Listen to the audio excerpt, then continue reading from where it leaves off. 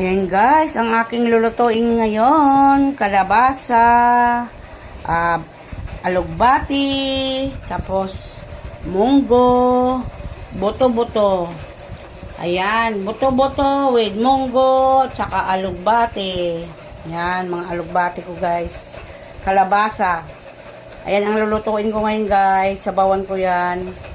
Para may sabaw naman kami. Malulutuin na natin yan guys. Ayan guys, magluluto naman tayo. Isabay ko itong munggo sa buto-buto. Para igisa ko yung mamaya. Ayan, lagay natin guys. Pakuluan muna natin sila. Pinakuluan ko na yung buto-buto yan. Tapos sinugasan ko na ng tubig. Tapos nilagyan ko ulit ng tubig para malaga. Ayan. Laga muna natin yan guys. Takpan natin. Ayan. Tapos ilaglag natin itong munggo saka buto-buto. Ayan. May tinidor yan guys so para umambot agad yung buto-buto. Ganyan yung aking ginagawa. Para mag-iba naman yung lasa ng aming ulam. Buto-buto naman. Puro kami baboy. Mga anak ko kasi.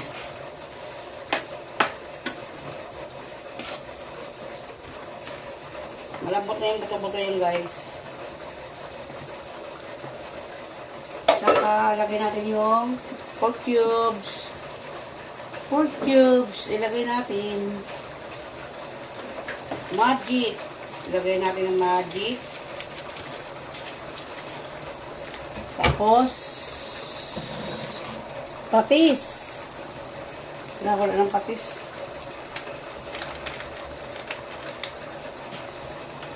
Doon, meron yung patis dito. Patis. Lagyan natin ng patis guys para magpalasa. Guys, ng munggo na with buto-buto ng baboy.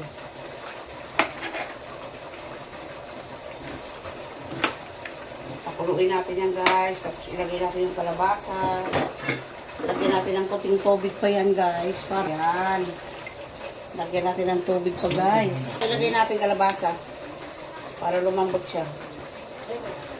Yan lang. Ang aming ulam ngayon guys. Isahan na lang yan. Kasi ano na yan eh. Kalabasa. Ayun na guys. Ang aking kalabasa, buto-buto at saka munggo. Yan siya. Pinapalambot natin yung kalabasa guys. Yan. Saka ito ang ihalo ko. Alugbati. Wala yatang mabili yung asawa ko na malunggay. Kaya alugbati na lang. Yan. Balikan natin mamaya yan guys. Ayan. Halo-halo natin ang ating ulam. Para sa tanghalian. Ayan.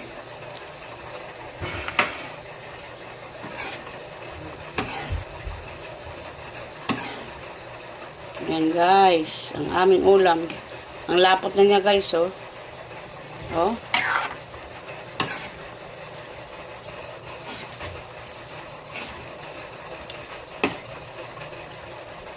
Ayan guys, ilagay natin ang gulay. Ayan. Alugbati. Kay luto na ang kalabasa.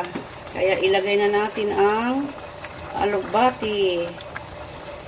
Yan. Ang ating ulam ngayon. Munggo with buto-buto at saka kalabasa. Saka alugbati. Ayan guys, luto na ako. Kakain na kami. Thank you so much po sa mga sumusuport sa aking mga video at maraming salamat sa aking followers, sa aking non-followers. Thank you so much po sa support nyo sa amin palagi. God bless sa inyong lahat. Ayan po yung aming ulam ngayon. Ayan. Yummy. Tsaka itong mangga. Hinog na ang aming Indian Mingo. Binalatan ko na yan para dessert namin. Mga anak ko mahilig dyan. Yan. Hanggang dyan na lang guys.